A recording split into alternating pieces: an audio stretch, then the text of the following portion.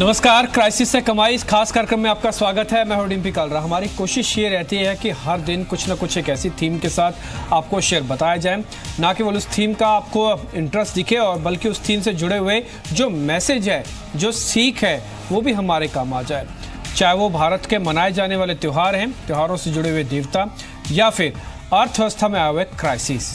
तो एक दिन तो हमने गणपति बनाया, लेकिन दूसरे दिन हम क्राइसिस से भी कमाई के मौके ढूंढ के लेके आए हैं आपके लिए।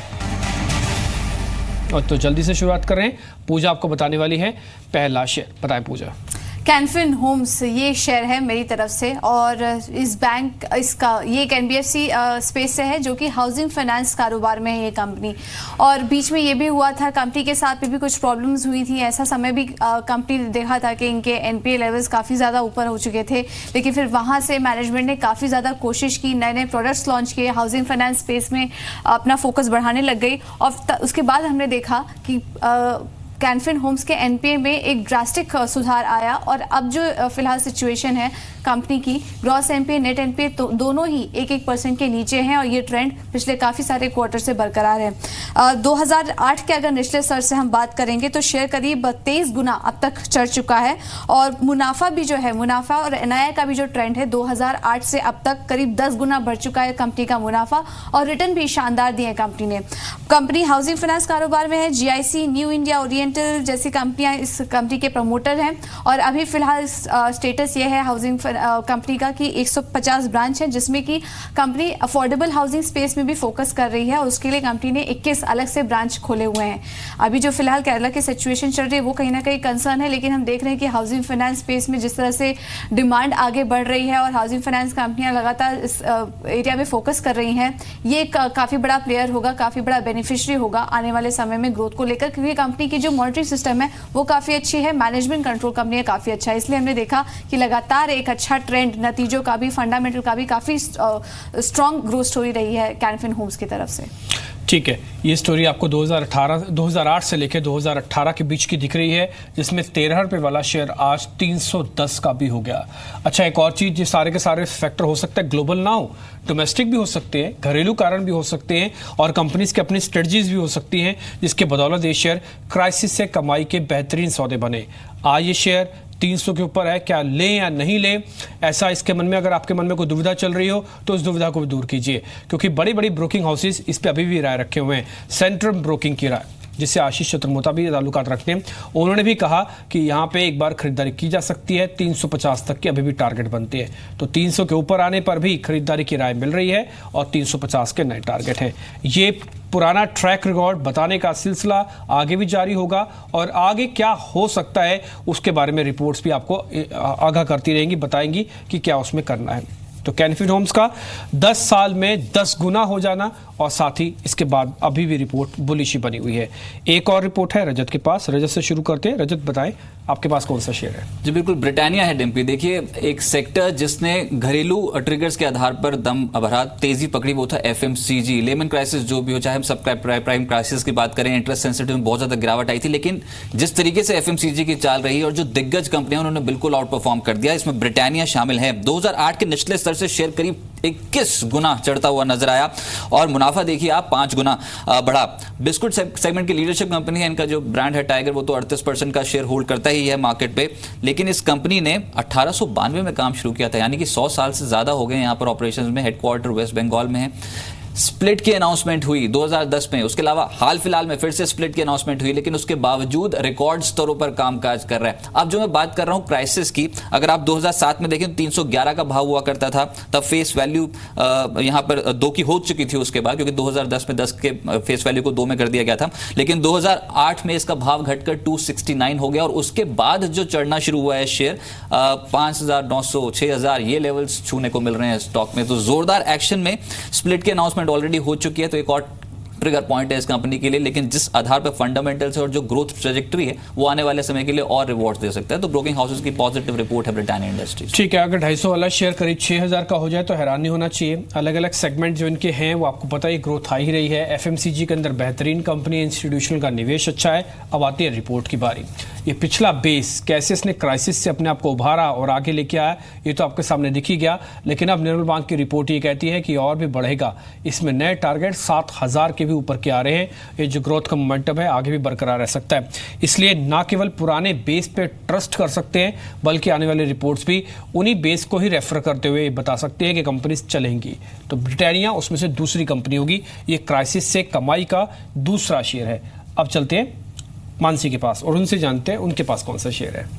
जी बिल्कुल डिम्पी, देखिए लेमन क्राइसिस के बाद एक ऐसा समय आ गया था जहां पर देश और दुनिया के तमाम बाजारों में भूचाल जैसा माहौल था। लेकिन वो कहते हैं ना, सर्वाइवल ऑफ द फिटेस्ट। जो कंपनी मेरे पास है इंडसइंड बैंक, सबसे पहले इनके फंडामेंटल्स 2007 से लेके आज तक किस तरह से ट्रेंड बेहतर हुआ है उस पर एक बार नजर डालते हैं। 2007 में 136, मतलब लेमन क्राइसिस जब नहीं हुए थे 136 के लेवल से कंपनी देख रही थी, और उसके बाद 2008 जब ये क्राइसिस हुए 57, इतना बड़ा डाउन ट्रेंड यहाँ पर देखने को मिला। 136 का स्क्रिप्ट 57 रुपए पर आ गया और आज 1825 के लेवल्स यहां पर दिख रहे हैं। तो 2008 के स्तरों से शेयर में करीब 31 गुना बढ़त देखी गई है और 2008 से अब तक मुनाफा जो है 47 गुना बढ़ा है इस शेयर का।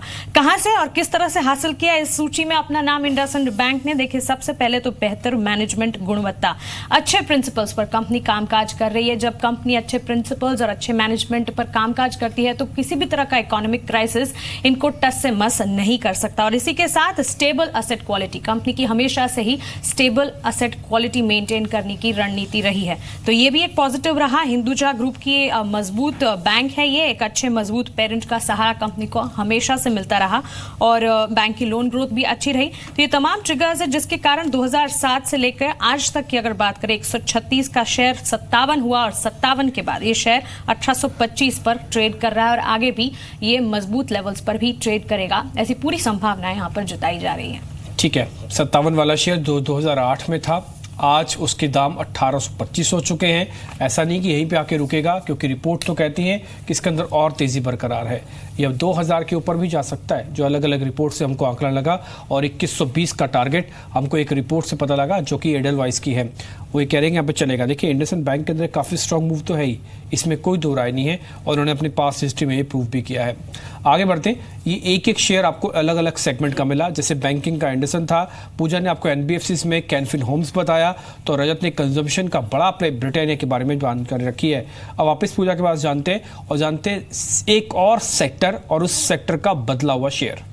आईटी स्पेस से है एक और शेयर। देखिए, आईटी स्पेस में बड़ी कंपनियां, जो बड़ी ब्लू चिप कंपनी हैं, वो तो अच्छा परफॉर्म कर ही रही हैं, लेकिन अगर मिड कैप स्पेस पर हम नजर डालेंगे, हेक्सावेयर टेक, यहाँ पर नजर डालिए। 2007 में कंपनी का प्राइस था 45, शेयर प्राइस जो था 45 के आसपास ट्रेड करता था। 2008 में ये गिरकर 22 रुपए आ चुका है और अब जो इसकी प्राइस है 460 पर ये ट्रेड कर रहा है। तो 2008 के निचले स्तरों से करीब 20 गुना ये स्टॉक चढ़ा है।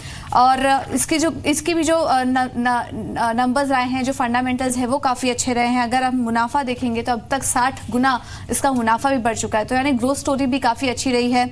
आईटी बीपीओ कारोबार में कंपनी शामिल है और 33 देशों में कंपनी कामकाज कर रही है फिलहाल, और आगे भी जो इनके एक्सपेंशन प्लान्स हैं, जो फोकस एरिया ये अपना जैसे जैसे बढ़ा रही है, धीरे धीरे क्लाइंट्स को एक्वायर कर रही है, उससे माना जा रहा है कि आगे इनकी ग्रोथ स्टोरी और भी अच्छी रहेगी।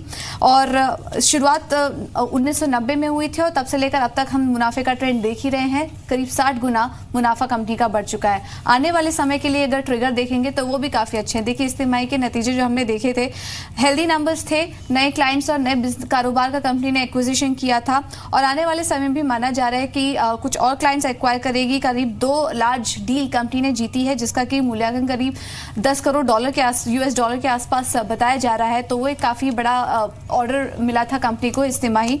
और इससे आगे बात की जा रही है कि जो कंपनी ने ये जो डील जीती है, उससे आगे आने समय में कंपनी के जो वैल्यूएशंस है उसमें भी काफ़ी अच्छा सुधार होगा, कंपनी के मार्जिन्स इंप्रूव होंगे और मुनाफे और रेवेन्यू में भी हम देखेंगे कि शानदार एक ग्रोथ देखने को मिल सकती है। और आने वाले समय में भी बात की जा रही है कि कंपनी कुछ और भी नए क्लाइंट्स एक्वायर करेगी। तो मिड कैप स्पेस में हेक्सावेयर टेक है एक अच्छा शेयर, जिसमें कि काफ़ी सारे ब्रोकरेज हाउस भी काफ़ी ज़्यादा पॉजिटिव दिखाई दे रहे हैं। ठीक है, तो हेक्सावेयर के अंदर अभी भी खरीदारी की राय है।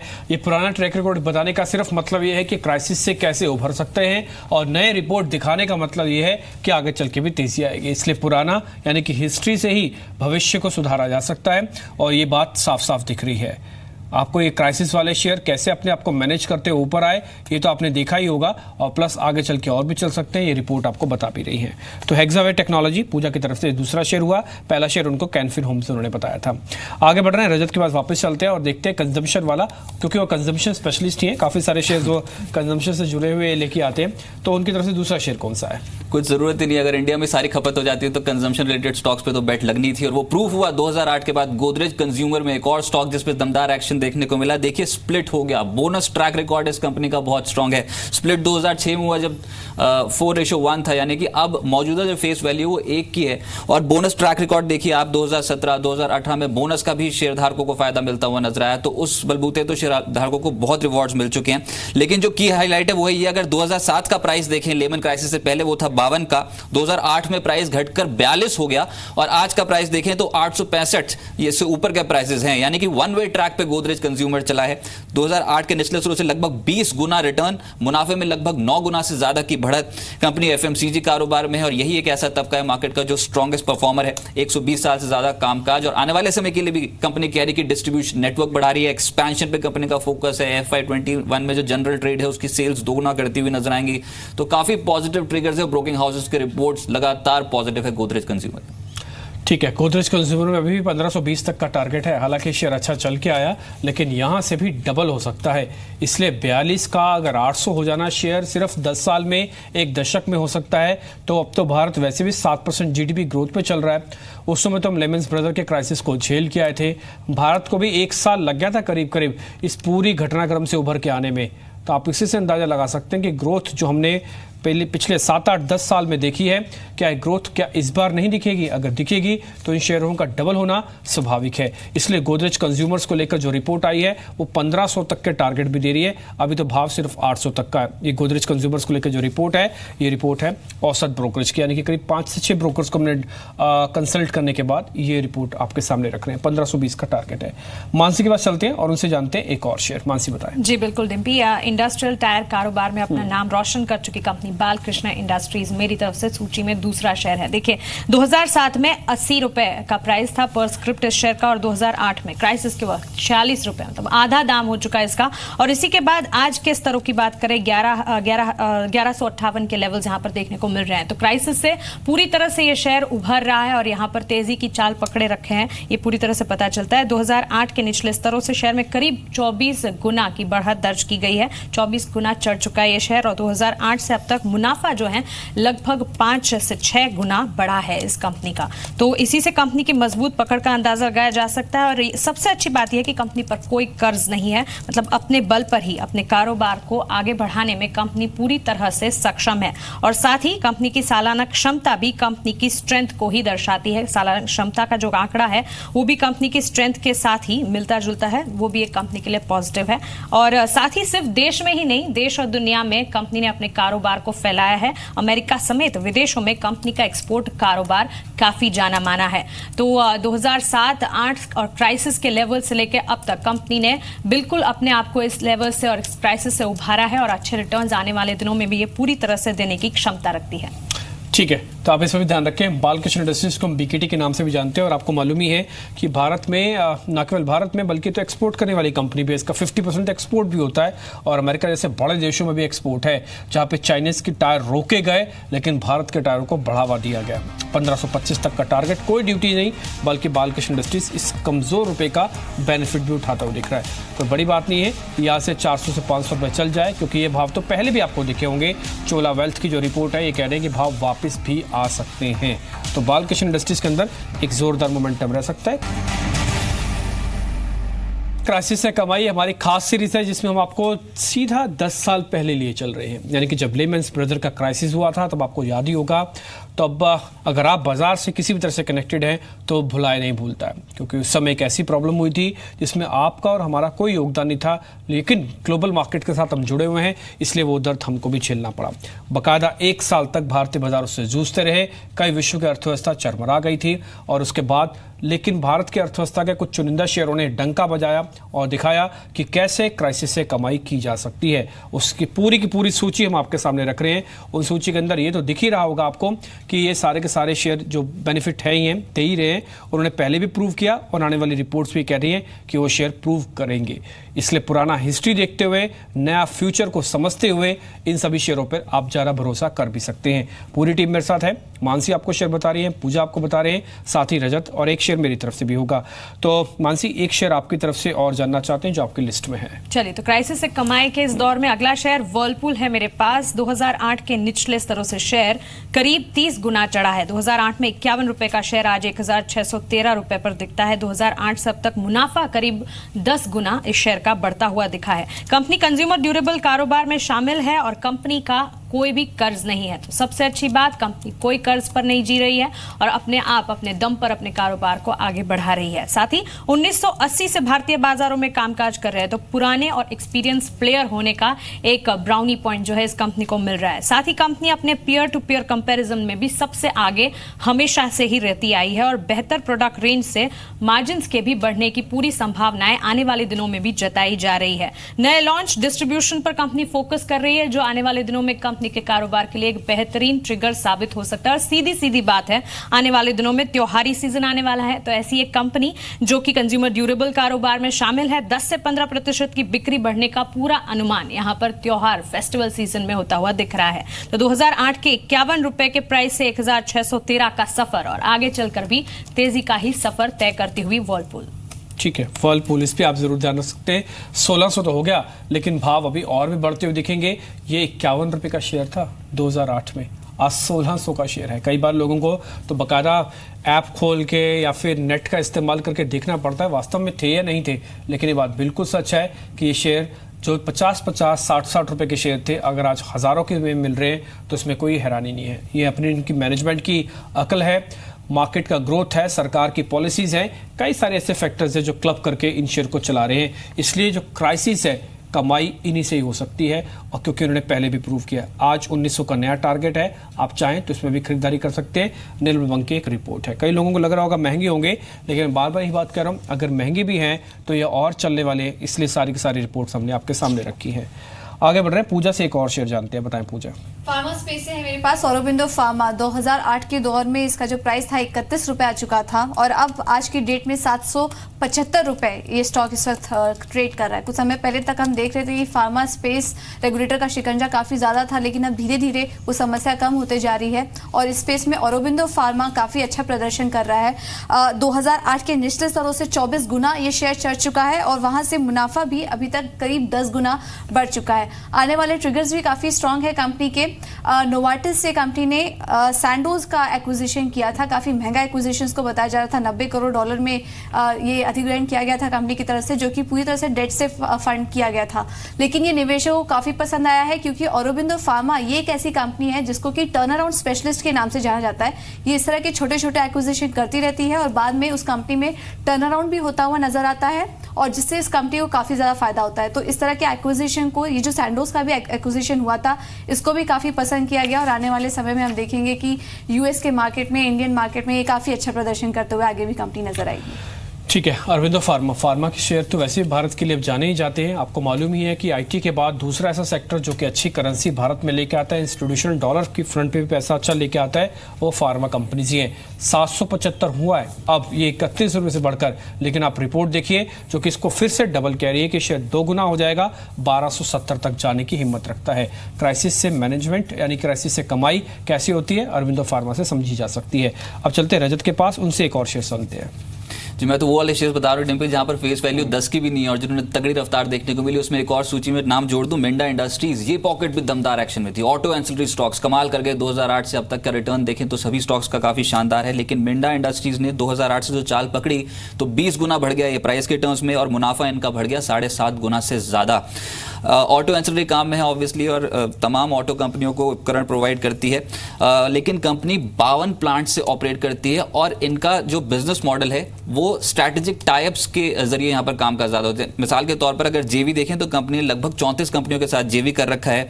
हाल फिलहाल में खबर ये थी कि जर्मनी की कंपनी को एक्वायर किया कंपनी ने और स्विच गियर लाइटिंग सेगमेंट तगड़ा पोटेंशियल है जिस मार्केट में, उसी में ही इनकी पकड़ बहुत मजबूत है और एबिटा परफॉर्मेंस भी इन्हीं दोनों सेगमेंट्स का काफी शानदार है। कुल एबिटा में 13% लाइटिंग और स्विच गियर लगभग 43% कंट्रीब्यूट करता है। लेकिन जो प्राइस एक्शन में बात कर रहा हूं, 2007 में 25 रुपए का शेयर था, इसमें भी स्टॉक स्प्लिट हो चुका है। इसकी फेस वैल्यू 2 की है। इसमें बोनस अनाउंसमेंट भी हो चुकी है 2018 में 2:1 का बोनस, और उसके बावजूद देखिए आप, ये 25 रुपए 2007 की कीमत, 2008 की कीमत 19 रुपए और आज का भाव 400 रुपए से ज्यादा। तो जोरदार एक्शन वाला स्टॉक मिंडा इंडस्ट्रीज। जोरदार एक्शन वाला शेयर है मिंडा इंडस्ट्रीज। 440 का अब नया टारगेट है, जो शेयर अभी आपको मिल रहा है 400 रुपए के नीचे। ठीक है, आप चाहे तो इसमें खरीदारी कर सकते हैं, लेकिन उन्होंने अच्छा दम भरा। ये 2008 से 18 तक की जर्नी और उसके बाद की जर्नी की रिपोर्ट भी आपको बता रही है। अब एक शेयर मैं भी आपके सामने रखता हूँ ताकि 10 शेयर आपके पूरे हो जाएं। उसमें मेरी तरफ से होगा कजारिया सेरेमिक्स। इसके अंदर हमने जब रिसर्च की तो कुछ इंपॉर्टेंट पॉइंट पता लगे। पहले तो ये 15-20 रुपये वाला शेयर था 2008 के अंदर। आज इसकी कीमत आपके सामने है, 24 गुना से ज़्यादा बढ़ चुका है अपने निचले स्तरों से, यानी कि 2008 से। और इसके अंदर जोरदार बड़ा मूव हमको आते हुए दिख रहा है। 2-3 चीज़ें हमने इंपॉर्टेंट इसके अंदर देखी हैं। पहली चीज़ मैं आपके सामने जो रखना चाहूँगा वो कि 30 से ज़्यादा देशों में कंपनी एक्सपोर्ट करती है। 30 साल पुरानी कंपनी है, 30 से ज़्यादा देशों में कंपनी एक्सपोर्ट करती है। 26% हिस्सा इंस्टीट्यूशनल का, एफआईज का है। भरोसे से पता लगता है कि आगे चल के इसमें और तेज़ी आ सकती है। 36% इंस्टीट्यूशंस का हिस्सा है और आज से करीब 10 साल पहले सिर्फ 60 करोड़ रुपए कमाने वाली कंपनी आज 225 करोड़ रुपए कमाती है साल का। आप इससे अंदाजा लगाइए, जबकि मार्जिन में सिर्फ और सिर्फ 4% का ही सुधार हुआ है। यानी जो चीज़ महंगी थी वो आज भी महंगी है, लेकिन मुनाफा कंपनी ने बढ़ा लिया और देश की सबसे बड़ी टाइल बनाने वाली कंपनी बन गई है। और इसके भारत एक और चीज़ इन्होंने किया जिससे कि इन्होंने टर्न अराउंड किया, वो अपने ज़्यादातर प्लांट को गैस बेस्ड कर दिया।